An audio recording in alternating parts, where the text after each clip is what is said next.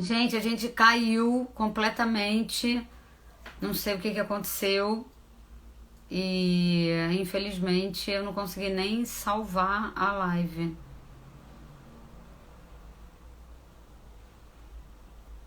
Manu, a gente tava fazendo uma live, a live caiu, não consegui salvar.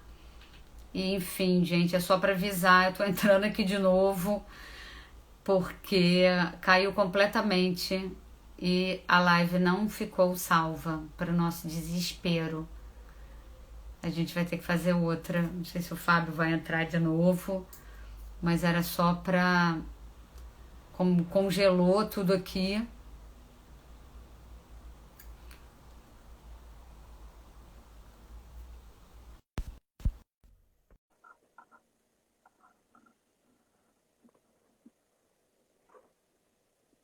Oi! Acredita o que aconteceu? A gente vai ter que começar tudo de novo? Aí congelou aqui, travou e o Instagram disse assim: seu vídeo foi encerrado e não me deixou salvar. Você acredita nisso? Isso é para entrar para É os que essa live, Ana Cláudia, foi bombástica. fora fantasmas da sua casa, entendeu? Que eles apareceram aqui. Meu celular já voou. Eu não tenho nem cabelo para ficar em pé mais, ó.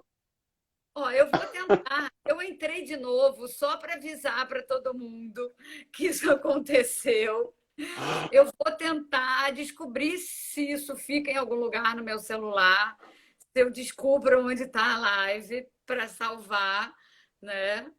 E, enfim, senão a gente faz outra depois, né? Porque Vamos, hoje, mas eu vou tentar descobrir onde ele foi parar aqui dentro do meu celular, se é possível, né? Enfim, exatamente, ele travou minutos antes de terminar o tempo e abduziu a live, foi abduzida, né? Então, quem viu, viu, quem não viu. e quem não viu e quiser perguntar alguma coisa, a hora é agora, né, Ana? É, Porque também agora, já que a gente abriu outra live, estamos aqui, né? Se estamos tiver aqui, alguém querendo perguntar alguma coisa, a gente está aqui. já teve um monte de gente aqui que eu vi que é muito legal. Ah, estava muita gente bacana junto com a gente, né? Tava muito legal. Enfim, gente, uma pena. Eu vou descobrir o que que aconteceu. É, não, Tânia, realmente não pode passar de uma hora, mas não tinha chegado uma hora ainda. Só É que que deu uma travada, né? a minha internet hoje está oscilando muito. Eu já até tirei do Wi-Fi, botei no 4G, mas ainda assim, né? Olha, Sofia, oi, Sofia. Oi, Sofia, que delícia que você está aqui com a gente.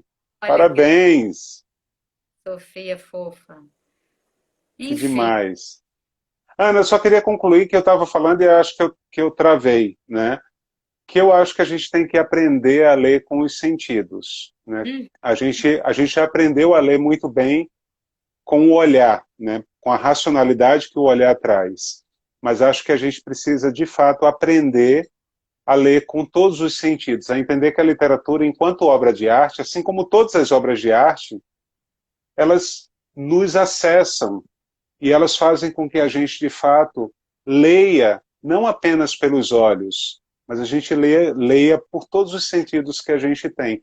E os leitores são diferentes, então a gente precisa abrir a nossa escuta, abrir as nossas sensações para aquilo que os leitores trazem também, né? E muitas vezes a gente, enquanto mediador de leitura, ou como pai, ou como mãe, ou como escola, ou como adulto, a gente fala assim: escreva um texto sobre aquilo que você entendeu sobre o livro, ou então diga, e muitas vezes a criança pode utilizar outras linguagens, pode utilizar outras formas de comunicar. A gente iniciou a nossa conversa falando de comunicação, né? De um hum, contrato de comunicação.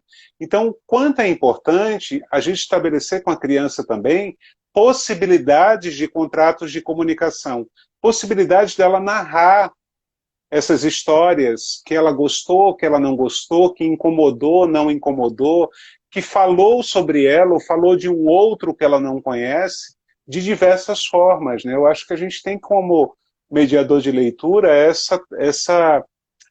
também essa responsabilidade em constituir um ambiente adequado para essa criança se colocar nas suas percepções. Isso é perfeito. Não sei se você se lembra. Bom, agora vamos continuar a conversa, já que a live voltou. Vamos embora lá, né? Eu não sei se você se lembra dos manuais da Flipinha que eu e a Verônica fazíamos e o que que a gente colocava ali para os educadores, né? Primeiro a gente dizia, você é dono do teu processo. Como quem diz, cara, você que tem que saber o que que você tem que fazer. O que a gente vai trazer aqui são dicas, caminhos, apontamentos, possibilidades. Mas a trilha, quem vai, né? A gente vai dar aí uma possibilidade de uma trilha, mas quem vai fazer essa trilha é você que tem que saber. Então a gente pegava os livros, né? Em vários momentos a gente dividia os livros dentro da obra de cada autor, e teve um momento que a gente misturou livro de todos os segmentos para jogar para o professor e mostrar para ele que eles podiam conversar. Um livro de literatura para a infância podia chegar para o juvenil, né? Não necessariamente o contrário, mas o do pequeno podia ser lido pelo maior, né? Porque tem um diálogo possível ali. E mostrando para as pessoas, né, para os educadores, sobretudo naquele momento, que a partir da leitura de um livro tinham N possibilidades de voo, né? Livro como plataforma de voo. Eu gosto dessa imagem. Marina Quintanilha, lá na década de 80, usava essa imagem. Gente, livro é plataforma de voo. E o meu voo pode ser diferente do teu. Eu posso ler um livro e querer ficar quieta, porque ele mexeu tanto comigo que eu não quero falar. Ah, e o que você pensa do livro? Não quero pensar, quero ficar quieta. Sabe? A outra criança pode amar desenhar. Então, ela vai para a parede da sala de aula, se tiver um canto lá na parede que ela possa pintar e desenhar, ela vai pintar. O outro quer escrever. O outro quer criar uma música. Então, eu acho que a gente tem que ampliar esse conceito, sabe? Do que a gente faz, porque literatura não é para ser utilitária, né? Literatura é arte, arte da palavra.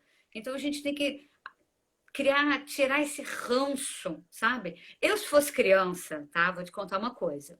Se fosse criança, eu ia dizer assim, se me desse aquela prova, porque infelizmente ainda tem prova de livro, né? Sabe disso. Que pergunta assim, o que que o autor quis dizer com, e bota um trechinho do livro, sabe o que eu ia responder? Eu ia falar assim, não sei, pergunta para ele. Se ele quis dizer, não fui eu. Como é que eu vou saber o que que ele quis dizer? Que sacrifício ter que adivinhar o que que a gente quis dizer. Agora, o que que você sentiu a partir do que o outro disse, aí é o teu sentido. É o teu menino, o teu jovem, o teu adulto, seja lá quem for que está lendo aquela história, que vai dar um sentido. E o teu sentido é outro, porque a história de Fábio é uma história completamente diferente da história de Ana, né? A minha história é completamente diferente da sua. Então, o meu imaginário de criança foi povoado de uma maneira completamente diferente do seu imaginário, né? Mas ambos gostávamos de inventar história. Então, a gente tinha coisas em comum. A Mas eu diferença é que penso, eu queimei as minhas caixinhas, entendeu? eu penso, Ana, que o grande problema é quando a gente coloca os projetos de literatura a serviço exclusivo dos projetos de língua, né? Porque aí a gente vai fazer um deslocamento, né, desse campo, que é o campo da literatura, a serviço de ensinar a ler, a serviço de ensinar a interpretar.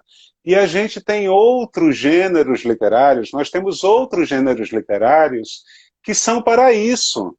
A literatura, ela está num outro campo do conhecimento, ela está num Sim, outro campo de discussão, ela está num outro lugar, ela está no exercício da linguagem, ela está na percepção da cultura, ela está numa história que não é contada pelos historiadores, ela está numa percepção humana em que, se a gente investigar esses campos do conhecimento, nós temos muito material para que a gente possa experimentar humanamente a leitura.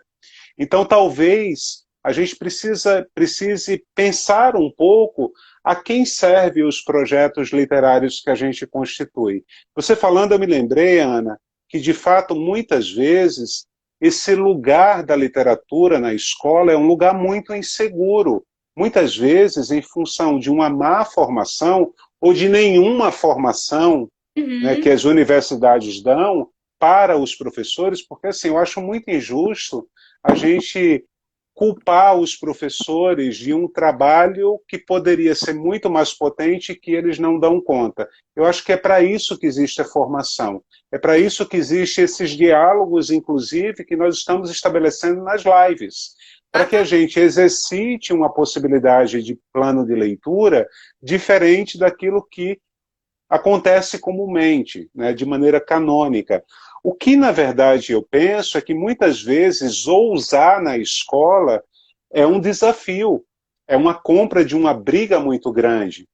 Então, a gente precisa, de fato, como professor, como mediador de leitura, ir pegando na mão do outro e ir formando o outro também. De pouquinho em pouquinho, a gente vai constituindo uma rede e vai propondo experiências diferentes. Porque, Ana, eu tenho muito problema quando uma vara vai para um lado, para um extremo de um lado, ou então vai para um extremo de outro. Porque também conheço projetos de leitura que parecem projetos mais espontaneístas. Vamos entregar o livro na mão da criança e ela vai admirar a beleza da linguagem. Ela não vai admirar a beleza da linguagem porque ainda não constituiu competência leitora para isso. Somos Uhum. nós, como mediadores de leitura, que vamos ajudando essa criança a olhar aquilo que ela não conseguiria enxergar sozinha, a escutar aquilo que ela não conseguiria escutar sozinha. Você falou dos livros da sua casa, eu não tive livros, mas eu tive muitas histórias que povoavam o meu imaginário e que me Uhum. apresentaram, na verdade, uma narrativa de ancestralidade que contribuiu demais com a minha formação leitora. Não existe um único caminho, mas eu acho que todo caminho que a gente escolhe, seja ele nos espaços de leitura ou nas escolas, eles precisam ser caminhos intencionalizados. A gente precisa saber o que faz, porque caso contrário, gente, é perda de tempo, é aula matada, é outro nome que a gente pode dar para isso, né? Quando a gente pensa na formação leitora do outro, pretende-se ou se tem como prerrogativa a intencionalidade na maneira como eu apresento essas narrativas e para quem e para que servem os projetos de leitura que eu estou empreendendo. E aí eu penso, Fábio, que quando a gente está, né, sobretudo dentro do ambiente da escola, você trabalha em escola, eu fiquei anos em escola, você tem que ter um planejamento. Você escolhe aquele livro porque é para aquela turma. Né? Por exemplo, eu tinha um diretor que ele queria que eu escolhesse em outubro desse ano, por exemplo, tudo que a gente ia ler no ano que vem. Eu falei, eu não posso. Eu não sei quem são os meus alunos ano que vem. Eu não sei como é que eles vão chegar depois das férias. Eu não sei se eles o que aconteceu com a vida deles. Então, eu, com muito custo, eu consegui convencê-lo de deixar escolher apenas um, que era o do primeiro bimestre, né? Então, você tem que ter um planejamento. Não dá para pegar um livro para você ler para a criança se você ter feito uma leitura prévia, sem saber, né, aonde você quer, que caminhos você quer abrir, que caminhos você quer trazer de discussão, que caminhos você quer levantar como mediador que pega na mão da criança e fala: vem junto comigo desbravar, né, esse horizonte aqui que tem dentro dessa história, ou vamos junto, vem junto comigo, né, encarar esse tema pedreira, né? Então acho que a gente tem que ter esse planejamento e eu gosto muito dessa imagem, nem demais para um lado, nem demais para o outro. Eu gosto muito do equilíbrio, sabe, desse caminho de um bom senso, de uma coisa ponderada. E aí a gente está trazendo essa necessidade do quê? Da gente estar instrumentalizado, né? Então, para você trabalhar com a leitura, tem que estar instrumentalizado, né? Roda Viva Literária, pouco falou, né? No curso que teve, foi praticamente inexistente ter literatura infantil. Eu fiz magistério e eu não tive uma cadeira de literatura infantil, apesar de estar lá na grade. O que eu fui ter é porque eu fui fuçar e buscar e cair no primeiro Congresso de Literatura Infantil e Juvenil que a Fundação Nacional do Livro organizou, e daí juntei, colei com Marina Quintanilha, Luiz Raul Machado, caí para trabalhar na Fundação do Livro Infantil e Juvenil. Porque senão, talvez, qual teria sido o meu caminho num momento em que a gente não tinha nem as redes sociais para ter essa troca tão profunda como a gente está podendo ter agora, né? Então, E acho que acho muito legal, Ana. Eu adoro um embate. Eu adoro, na verdade, conversar. Primeiro, eu acho assim que quem trabalha com infância precisa ser sabido. Não sim, tem outra escapatória. A criança, ela nos desafia entender essa não possibilidade. apenas na nossa racionalidade. A criança, ela nos desafia na nossa completude e na nossa incompletude. Ela vai perguntar exatamente aquilo que a gente não sabe. A Uhum. criança, por si só, ela é um filósofo.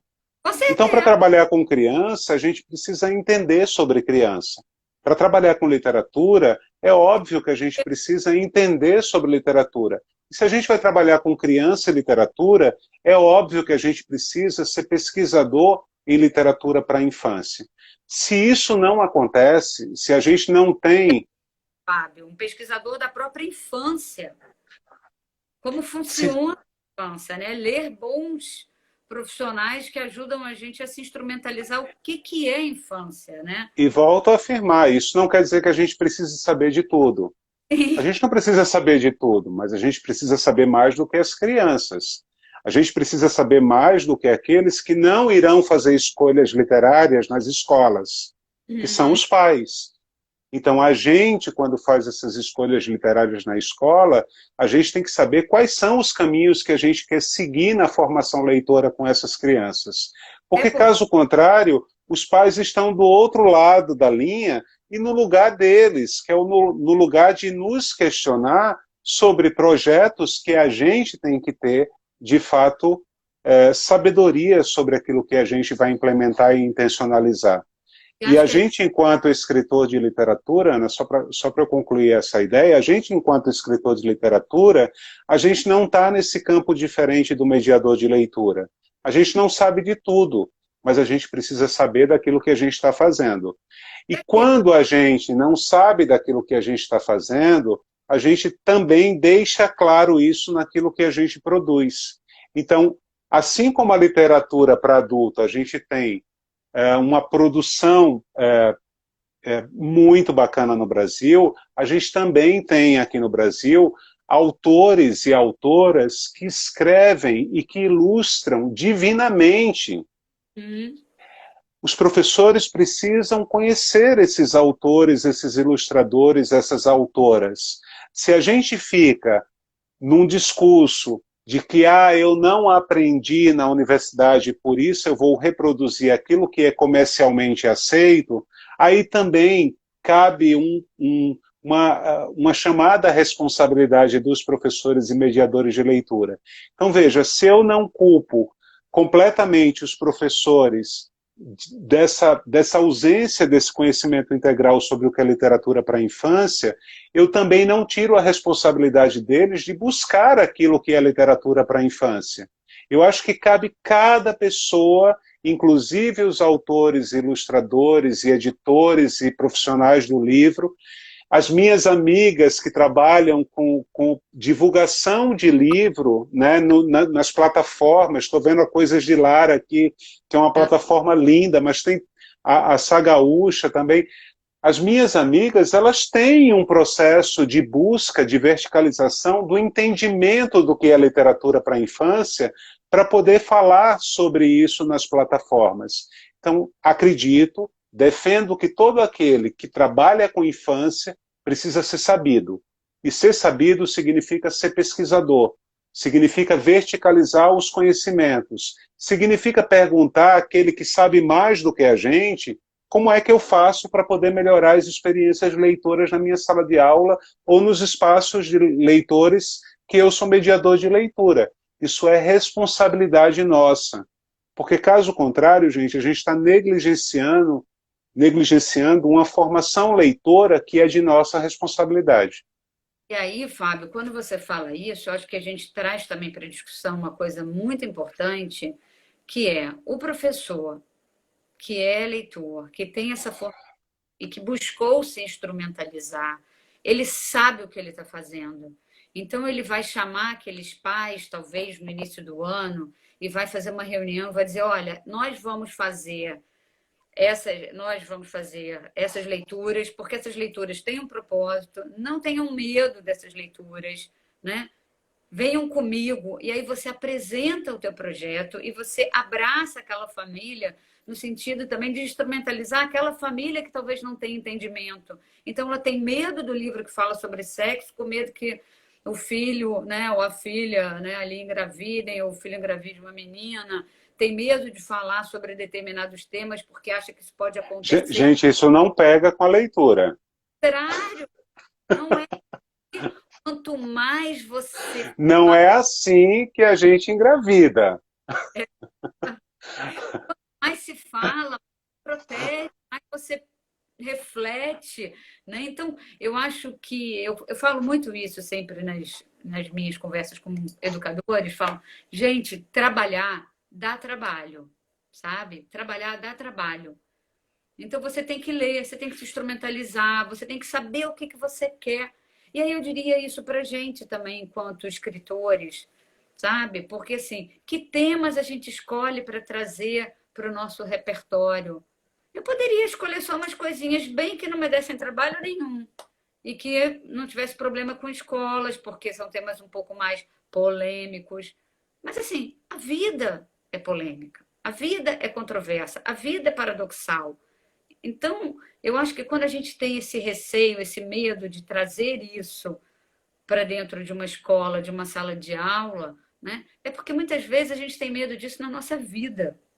E aí por isso a gente não quer encarar, porque a literatura ela não pode ser medida, né? Como é que você mede? Não é igual um problema matemático, né? 2 e 2 são 4. Né? Então, como é que você, às vezes, lida com a pergunta de uma criança ou de um jovem? Nunca me esqueço, coisa de, não sei se 2 anos atrás, eu estava em Goiânia e o menino virou para mim. Não tinha nada a ver com o tema do livro, tá? A gente tinha lido Enfim Atleta, estava com a Paulinas lá. O menino vira. Tem uma pergunta para te fazer. Tá, né? Tipo, manda ver.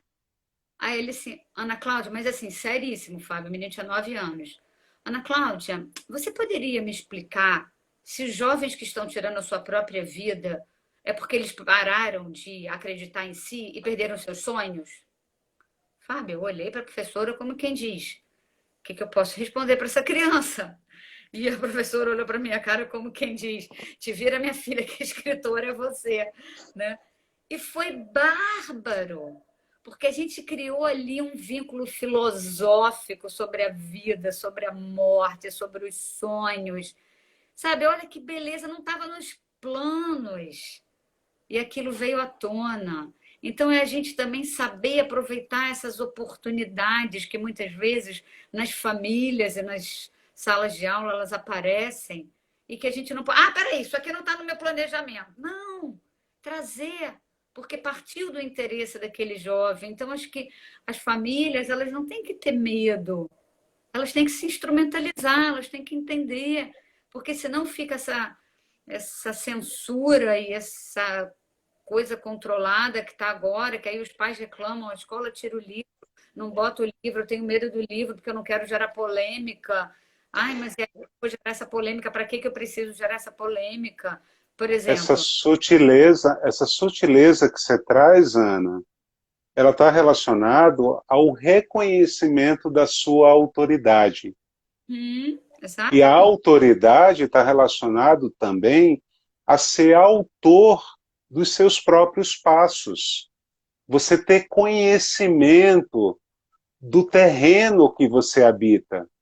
E os professores que conseguem, os professores e os mediadores de leitura, nós escritores, nós ilustradores, nós editores do mercado editorial, nós que divulgamos os livros, precisamos buscar essa autoridade sobre a infância.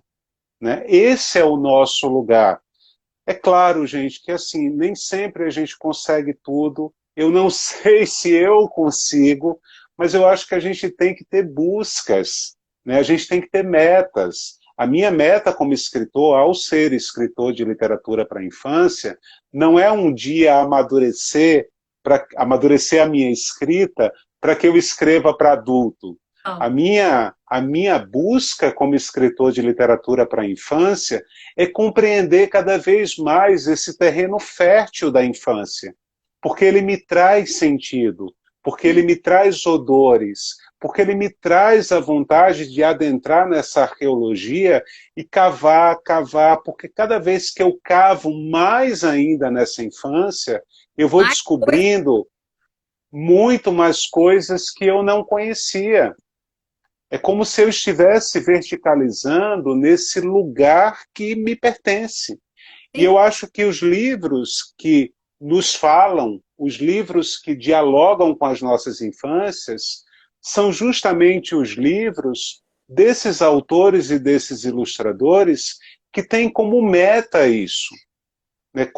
Que tem como meta essa trajetória, dessa compreensão da sua própria, desse contrato que a gente iniciou nossa conversa com a nossa própria infância, para que essa nossa infância apresentada, esses textos de nossa autoria, ele encontre outras infâncias também, outros leitores que ressignifiquem essa nossa escrita e essas nossas narrativas. perfeito. Aí a gente volta, né, para o nosso tema, né, se existe ou não uma literatura para a infância, né? Que é isso, não é uma infância estanque, única, né? Aquilo que a gente estava discutindo na primeira live, que a gente não sabe se vai achar aqui perdida no meu celular ou não, né?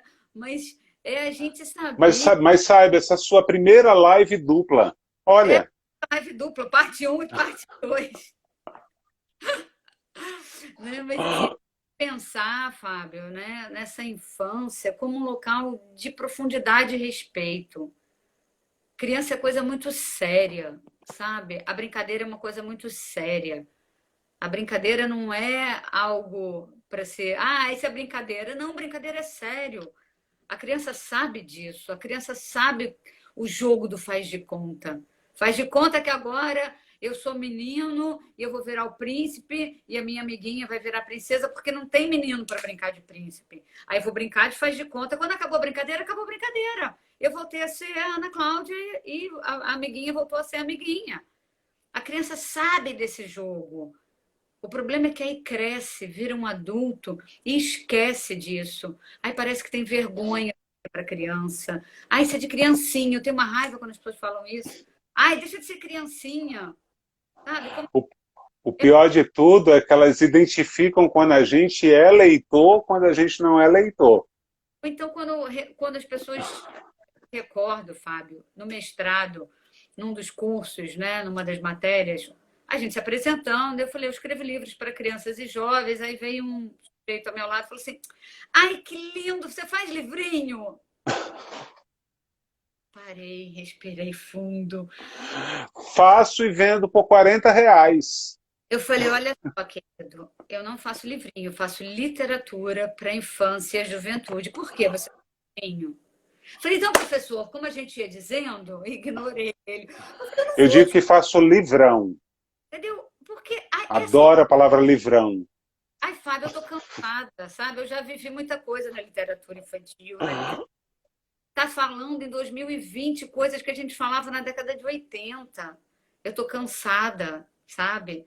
Eu tô cansada porque eu acho que a gente já tinha que ter entendido que criança é uma coisa séria, que a gente tem que ouvir as crianças, respeitar as crianças. É muito difícil ser criança no mundo regido pelos adultos, porque eles minimizam o que a criança fala, o que a criança sente. E aí, por isso, querem infantilizar de uma forma infantilóide, ruim, tudo que é para criança, quando não é. E a gente tem no Brasil uma literatura infantil e juvenil de muita excelência. A gente tem muitos autores, ilustradores muito bons pensando a literatura para crianças e jovens. Né? Então, a gente não tem que ter medo dos temas que a gente traz, sabe? Eu sou, hoje, para mim, é muito claro 28 anos publicando livros, dos caminhos que eu escolhi. E os caminhos que eu não escolhi também são muito claros para mim. Os caminhos com quem eu não quis fazer determinadas alianças, sabe? Paga-se um preço pelas escolhas que a gente faz. Mas eu acho que a gente tem que ser honesto com a gente. E eu acho que esse momento histórico que a gente está vivendo está fazendo as pessoas entrarem em contato com as suas essências mais profundas. Quem tiver olhos de ver e ouvidos de ouvir, que veja, que escute, que cheire, que sinta e que aprenda alguma coisa. O que é mais bonito nisso tudo, Ana, que você está falando, é que a gente não está sozinho. Não. A gente tem editoras que estão publicando livros para a infância de maneira muito séria. A gente Muito. tem promotores de leitura, a gente tem mediadores de leitura, a gente tem autores, ilustradores, profissionais do livro. E são nessas pessoas que a gente precisa, de fato, colar. São nessas pessoas e eu aprendo dessa forma. Eu não sei de tudo. Eu Mas tenho tem apenas 7 anos como autor de literatura. Eu precisei modelos de pessoas que eu gostaria de seguir, que eu gostaria de ter uma trajetória próxima. aí mandando carinha de coração. Hã? Ednei da Paulinas do Sul. E eu fiz isso na minha trajetória profissional inteira. Quando eu decidi ser professor, eu colei nos professores que eu admirava. Quando eu decidi ser um ser humano bacana, eu colei nas pessoas que eu achava bacana. Como mediador de leitura, como autor, enfim, como escritor, eu também colo nas pessoas que eu acho bacana, porque a gente aprende muito com com essas outras pessoas. Eu acho que se a gente entender o quanto é importante esse conhecimento coletivo, o quanto é importante a gente entender essa infância com pessoas que são mais sabidas que a gente, porque tem muita gente, né, que tem uma trajetória, né, na infância, que traz um trabalho de pesquisa bacana, que tem livros que são fantásticos. O novo, ele está impregnado daquilo que é antigo também. A gente tem uma concepção de modernidade péssima, que a gente precisa destruir o antigo para construir o novo. Não, a gente pode coabitar. Então tem obras clássicas que são maravilhosas, mas obras clássicas que a gente precisa olhar com um certo cuidado. Uhum. Autores que são clássicos e que são muito legais porque dialogam com a contemporaneidade, mas tem autores que precisam ser para pesquisadores. Não Uhum. precisa ser compartilhado com as crianças na contemporaneidade. E tem autores da contemporaneidade e autoras que precisam ser conhecidos. Com A certeza. gente precisa investigar. Necessariamente esses autores não estão nas maiores editoras, necessariamente essas autoras elas não estão na, na, na mídia, mas a Uhum. gente, enquanto mediador de leitura, a gente precisa investigar. É esse o nosso papel. E acho que a gente, enquanto escritor, a gente precisa se instrumentalizar, e se instrumentalizar talvez não seja a expressão mais correta, mas eu acho que a gente precisa, de fato, ser sabido naquilo que a gente faz. Não só para publicar, mas é para entender que quando a gente publica, a gente também está mediando uma formação leitora, que foi aquilo que você falou lá atrás, sabe, quando você pensou no teu livro para explicar o tempo para tua filha. A gente, de alguma maneira, carrega os nossos livros de valores. De alguma maneira, quando a gente escreve para a infância, a gente quer dizer algo para eles. A gente Uhum. precisa ter cuidado com esse algo que a gente fala para eles, né? Não só ter cuidado com algo que a gente quer dizer, mas com a forma que a gente vai dizer isso, né, Fábio? Porque eu acho que a gente pode falar sobre qualquer assunto. A diferença é como falar, de que forma você vai falar, como que você vai abordar e o que que você está deixando de presente naquela leitura para o outro. O que que você está suscitando no imaginário daquela criança, daquele jovem, né? Eu acho que isso é uma coisa muito importante que a gente tem que estar muito atento. Quando você fala isso de ser sabido, eu acho bonita essa imagem, né? E me veio uma lembrança de uma história. Eu estava no interior do Rio Grande do Sul, por onde a gente tanto anda, né? Saudade de andar por lá. Uma menininha muito fofa, era um daqueles leituração, se eu não me engano, e era aquela quadra estufada de crianças, e eu falando de um livro, e aí de repente ela ficava assim, né? É só para ela não queria compartilhar ali com ninguém. E aí eu cheguei pertinho dela, e aí ela, do nada, ela falou assim: Ô, Ana, de onde vem a chuva? Eu falei, meu Deus do céu, não vou explicar chuva para essa criança. 500 crianças me olhando, e a criança vendo o jeito. Eu meio que respondi rapidamente alguma coisa para ela, voltei para o grupão, daí a pouco ela fazia assim de novo. E aí ela queria cada hora pergunta mais filosófica que a outra. Aí eu virei para ela e falei assim: você é uma menina muito perguntadeira, tá parecendo uma filósofa. Ela olhou para minha cara como quem diz: filósofa? O que é isso? Ela perguntou: que é isso, Ana?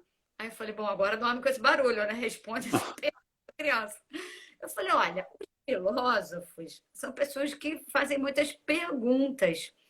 E eles tentam encontrar algumas possíveis respostas. Às vezes até eles escrevem sobre isso.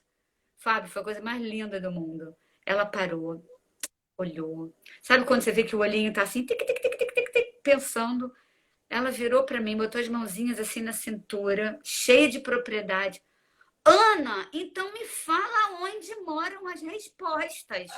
Olha que lindo isso. Cara, aí eu falei, para tudo que eu tenho que anotar isso. Óbvio que tem uma história que se chama Onde Moram as Respostas, óbvio.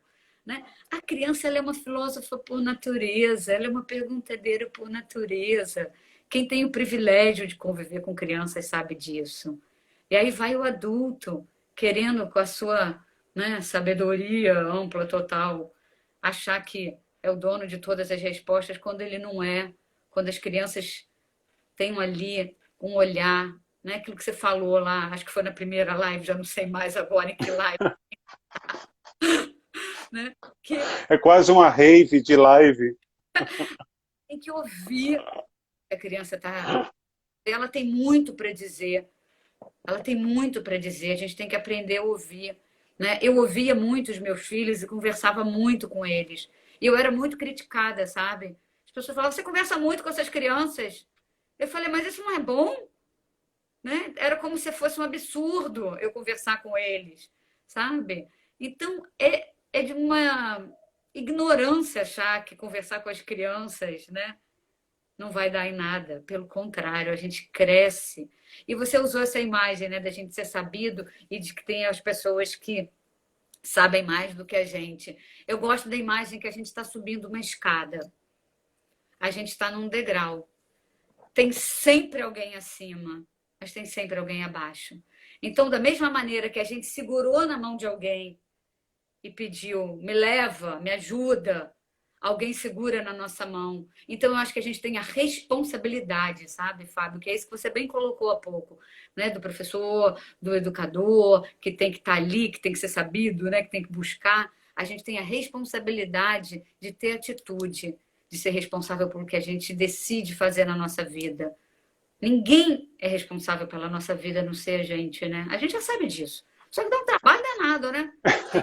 Você conhece E a em Fábio? se tratando, Ana, e eu preciso deixar isso registrado aqui, eu tenho um orgulho imenso de ser escritor brasileiro, porque meus companheiros e minhas companheiras do Brasil, contemporâneos a mim, têm construído uma história muito bonita para a infância. Né? A gente tem autores admiráveis, autoras admiráveis, ilustradores e ilustradoras fantásticas no Brasil e que precisam ser conhecidos, né? Atores. Pessoas que têm um investimento muito grande na produção literária, pessoas que são muito sérias naquilo que fazem, pessoas que, quando encontram as crianças, são muito respeitosos. E eu Uhum. acho que é muito importante que a gente fale isso hoje aqui, né? Nossos colegas da contemporaneidade são pessoas que entendem muito sobre infância.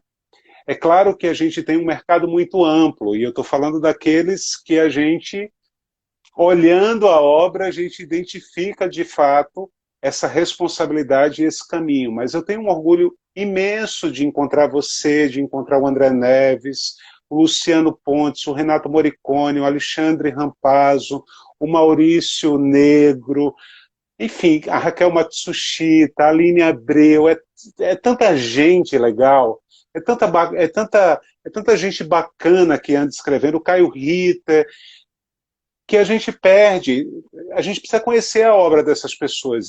E foi muito importante para mim no meu início na literatura para a infância, porque eu era leitor de literatura para a infância na infância. A partir Aham. do momento que eu decidi escrever para a infância, eu fui buscar justamente vocês todos, para que eu pudesse entender qual era o meu lugar nessa literatura para a infância.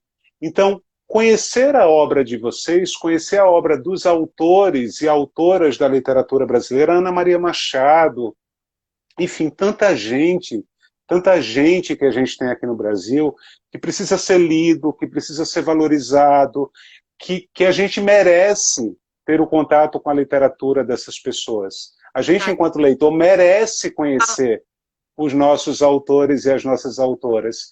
Então, eu acho muito importante que os mediadores de leitura desengessem um pouco os seus projetos de leitura, saiam um pouco daquilo que eles acham que é canônico e conheça vocês, conheça a gente naquilo que a gente anda produzindo. Porque, de fato, Ana, eu e você estamos dividindo uma live aqui, mas nós somos muitos no Brasil.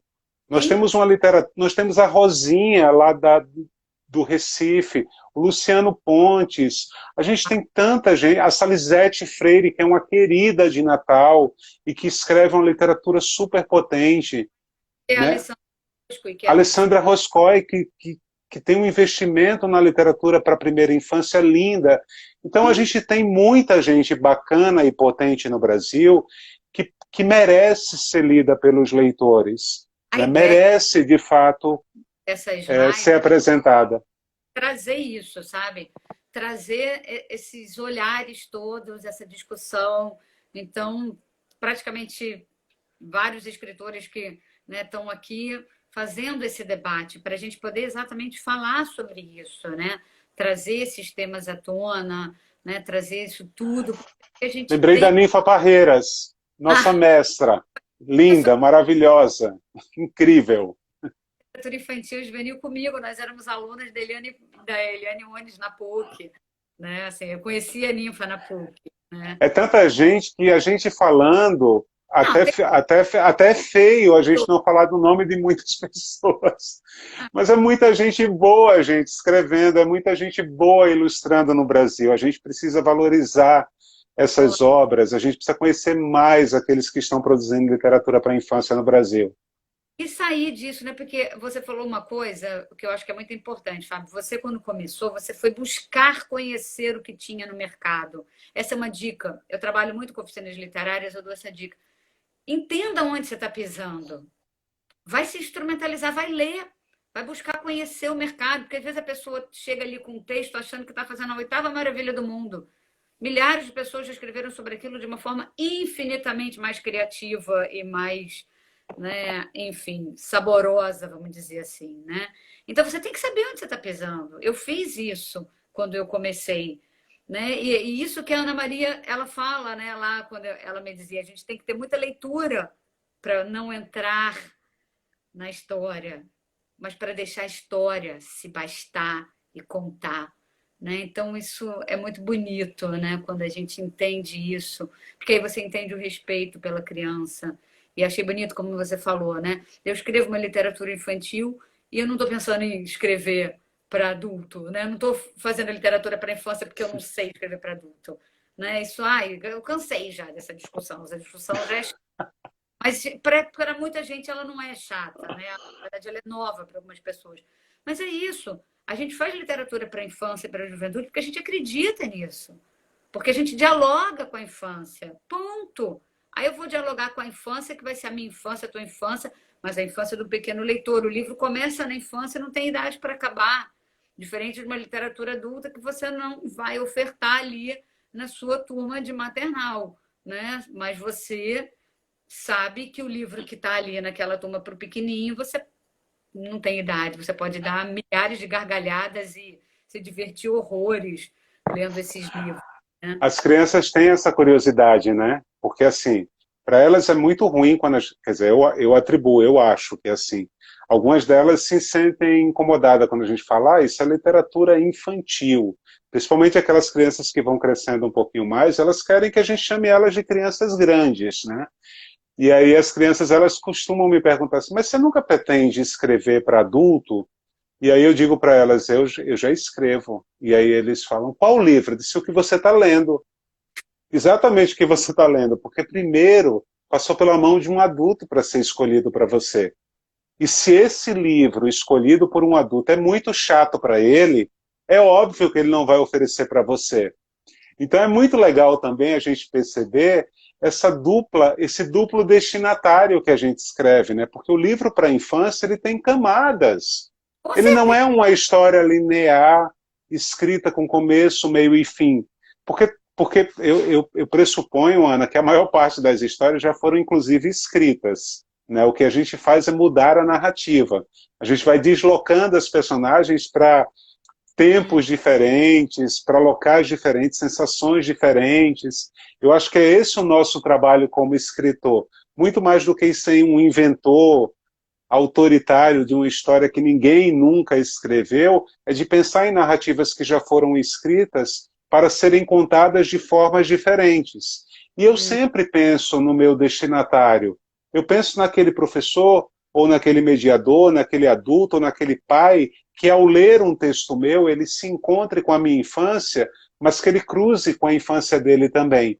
E que por causa disso ele olhe para esse livro e diga, quero ler para meu filho, quero ler Sim. para meu aluno, quero ler para minha criança. Então eu acho que o bonito da gente também escrever literatura para a infância é que a gente pode brincar com o imaginário desse duplo destinatário, dessa criança que é pequena e que está em plena experiência de infância, mas esse adulto também que olha para a sua infância e aprecia tudo que ele experimentou. Ah, com certeza. É tão bonito quando você vê, né, às vezes os pais vão para algum evento literário e sentam com a criança e aí eles se encantam, ou quando tem alguém contando ali uma história e de repente ele já quase esqueceu da criança porque ele está assim. Ah, agora e a criança está lá fugindo já e ele está entristecido porque muitas vezes os adultos não tiveram isso, né? Alguém que contasse história, não tiveram esse encantamento. E as histórias encantam por natureza, né? As histórias elas trazem, elas têm essa capacidade de mexer com as nossas emoções. E como é bonito isso, né? E como mexe com a gente, né, Ana? Nossa, Certeza. às vezes eu estou escrevendo um texto que eu sinto um oco, eu faço, gente, é difícil até processar. Ontem eu chorava compulsivamente. Eu adoro escutar música clássica de modo geral, ou só de piano enquanto eu escrevo. E aquela música foi me dando uma tristeza. E aí eu falava, vai meu Deus, deixa eu parar um pouco, beber uma água, senão daqui a pouco a história. Mas é bonito porque você pode trazer todas as pluralidades da vida, né? E trazer isso, e poder discutir com os adultos, e poder trazer isso para uma conversa com os pais, num início de ano letivo na escola, e falar, olha, não tenham medo, vem comigo, né? Vamos É, aprender juntos, vamos se entender juntos. Está aí na contramão de milhares de pais que não querem falar de determinados temas com seus filhos jovens. A gente está aí com uma gama de jovens atentando contra a sua própria vida. E o que que a gente faz com isso? Finge que não existe ou procura aprender e lidar com as emoções e falar? Então, acho que a literatura ela proporciona esse encontro com a emoção. E às vezes é uma emoção que incomoda, que dói, mas como é bom quando dói. Eu falava isso na live com o Jonas, né? A gente fez uma live só para falar dos 5 livros que marcaram a nossa vida. Ai, que difícil foi escolher. Aí a gente deixou ser mais um, eram 6. Aí eu falei do livro do Hermann Hesse, o Demian, que eu li aos 17, foi pô, uma pancada na minha cabeça. E depois eu li os 27, aos 37, não li aos 47, mas reli agora aos 54 depois da live. Falei, é óbvio que eu tinha que ter gostado desse livro. Tão claro para mim por que eu gostei do livro, e foi tão claro por que ele fez um estrago bom na minha alma, né? Porque ele cutucou ali coisas que eram muito fortes para mim e que eu não entendia.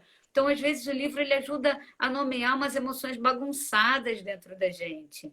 E ninguém vai fazer nada só porque lê um ou livro. bagunçar aquilo que a gente acha que está muito Ou tá muito prontinho, bom, né?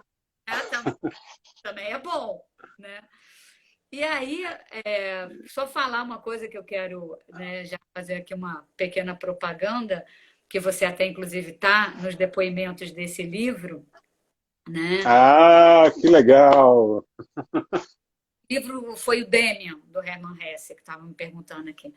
A gente vai lançar agora a campanha no Catarse para lançar, para editar o Por que eu não consigo gostar dela e por que eu não consigo gostar dele, que é um livro que vai, né, trazer aí uma série de reflexões. São 4 contos com a temática LGBT+, né? 2 escritos por mim, 2 escritos pelo Antônio Chimenec, super autor, que tem que ser conhecido, lido.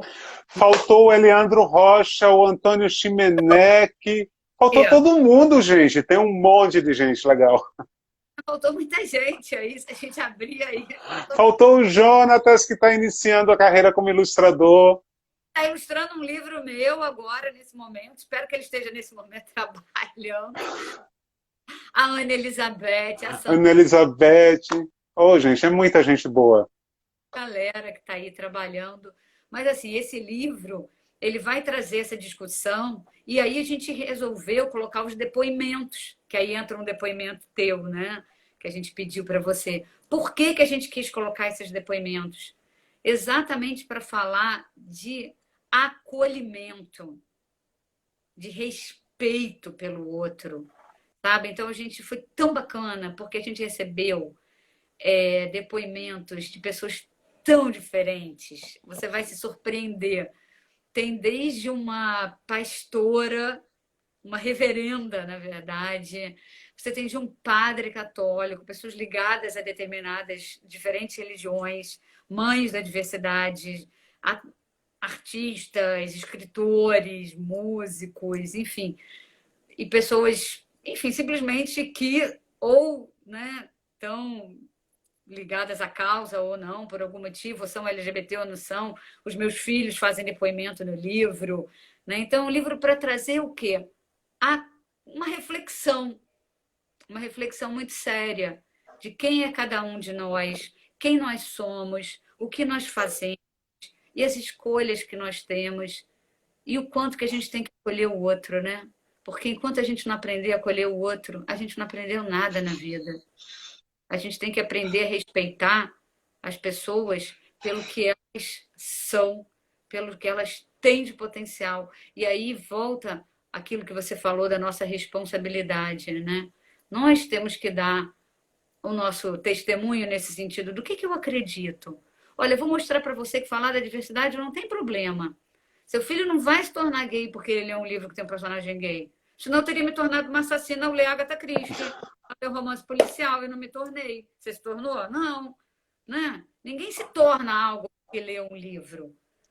A gente se torna... Ninguém tem o depoimento de alguém que diz assim: eu acabei de ler um livro sobre estupro e estuprei. Ou Não, assaltei um banco. Ninguém não. fala sobre isso. Agora, muito provavelmente, ao ler um livro legal, isso não vai acontecer. Cria tanta polêmica? Por que falar de sexo cria tanta polêmica? Porque ainda é muito difícil para cada um, porque você está lidando ali com as suas imperfeições, com seus medos, com as suas angústias, com tudo, né? Então a gente vai lançar esse livro aí para fazer um barulho bom. Eu me senti muito honrado, Ana, de ser convidado por vocês para poder, enfim, dar um depoimento sobre o que eu penso sobre a questão, uma questão que eu acho necessária, né, não apenas por ser uma temática da minoria, mas porque eu acho que a gente precisa entender um pouco mais sobre essas questões, né? Eu acho que quando a literatura se propõe a narrar histórias que não são histórias das maiorias, a gente também está narrando a história da maioria também, porque essa maioria precisa aprender a conviver com essa minoria. Ontem eu tive um encontro em Imperatriz e eu contei uma história do Zadig, que é uma personagem investigada pelo Voltaire no século XVIII, em que ele é convocado a dar um depoimento sobre um cavalo que ele nunca viu e um cachorro que ele nunca viu. Mas ele vai dizendo para o eunuco da rainha todas as características desse cachorro e todas as características desse cavalo a partir dos vestígios deixados por esse cavalo e por esse cachorro. E esse método interpretativo do Zadig é um método que a gente também, enquanto ser humano, a gente precisa lidar com ele. Eu não preciso ser para poder entender aqueles que são. Eu não preciso compactuar com uma orientação para entender que eu tenho obrigação humana de, na minha relação de alteridade, validar ou não validar a existência do outro. Eu não tenho esse direito. O outro existe independente da minha validação. E o outro existe para que eu possa existir também. Então, quando a gente pensa na literatura como um campo de tensões e de discussões sobre temas diversos, é porque a gente precisa entender também que os leitores são diversos, a humanidade é diversa, e as crianças são diversas. As crianças não são uma só, e elas precisam discutir temas da diversidade porque elas são diversas também. Com certeza. Isso aí eu não tenho a menor dúvida, sabe, Fábio, de que a gente tem realmente que pensar no outro. Isso para mim me é muito caro, né? A personagem histórica, Anália Franco, foi uma figura incrível, uma educadora incrível, que eu tive o privilégio de poder estudar a vida e a obra dela, né? E ela não precisou estar dentro de uma senzala, nem sentir a dor de uma chibatada para acolher todas aquelas crianças negras que ela acolheu e muitas que ela adotou e que ela cuidou e que deu a vida dela à causa, né, das crianças negras, das crianças abandonadas, das mulheres. Então, assim, a gente basta colocar no lugar do outro. E aí, o meu sonho, sabe, Fábio? Acho que talvez porque eu vim de uma família já bem atípica, né, bem à frente do tempo, eu diria, hoje, né, quando eu era criança eu não sabia, mas hoje eu entendo isso, né? Eu fui educada para respeitar a gente. Então, para mim, era tão difícil quando eu via alguém não respeitando alguém porque era de outra cor, porque era mais pobre, porque aquilo para mim era tão louco, sabe? Porque eu convivia, né, com outras crianças que moravam com a gente e que eram quase que adotados pela minha família, né, que são os meus irmãos negros até hoje, né? Então, assim, são coisas que a gente não precisa ficar falando disso. A gente só tem que agir. Eu estou cansada de gente que fala. Eu quero gente que faz, sabe? Chega de falar. A gente está num momento histórico que não dá mais para ficar falando. Levanta da cadeira, faz alguma coisa para o mundo ficar melhor, sabe? Então, acho que a gente tem essa responsabilidade, sim. Então, por isso, nesse momento, eu e o Antônio vamos lançar esse livro, junto com a editora Oficina Raquel. E o projeto gráfico, sabe de quem é? Raquel Matsushita. Que máximo! Ela fez uma coisa bárbara, assim. Então é isso, a gente tem que pensar no outro, olhar o outro para poder se reconhecer, sabe? Todos os dias, esse meu irmão, que as pessoas muitas vezes não conhecem, porque eu não fico falando muito dos meus irmãos nas redes sociais, né? Ele me liga, me manda uma mensagem. E aí, irmã? Quando a minha mãe morreu, ele ficou muito triste, que ele sempre fala, a mãe. Então ele chamava minha mãe de mãe dele. E eu dividia a minha mãe com ele, porque eu não tinha problema. Então eu sonho com esse mundo, Fábio, onde as pessoas vão amar as pessoas e vão poder ser só pessoas. Elas não precisam vir com uma tarja. Sou isso, sou aquilo, sou homo, sou hétero, sou plus, sou trans. Eu sou. O que eu amo, o que eu faço, é um problema meu. Desde que eu seja uma pessoa de bem, problema meu, não é problema do outro. Né? Então, ó. E a gente, o quanto a gente. Um minuto? É a nossa segunda live. Tô vendo. Eu achei essa segunda live mais legal do que a primeira. Então, vamos ver se a gente salva a primeira, se ela aparece. Tô brincando, gente. A primeira também foi mara. Foi bem boa. Foi mas bem a segunda foi boa também. Então é isso. Gente, Ana, obrigado pelo convite, minha linda. Foi maravilhoso conversar com você. Foi um prazer. Saudade de você. Um beijo para todo mundo que participou desse encontro. Um beijo para todos aqueles que se dispõem a trabalhar com literatura para infância e juventude, de fato, dar conta desse imaginário infantil que é tão rico. então, ó, Obrigado, Ana. Um beijo, beijo, minha linda. Foi um nada. prazer. Tchau. Obrigado. Tchau.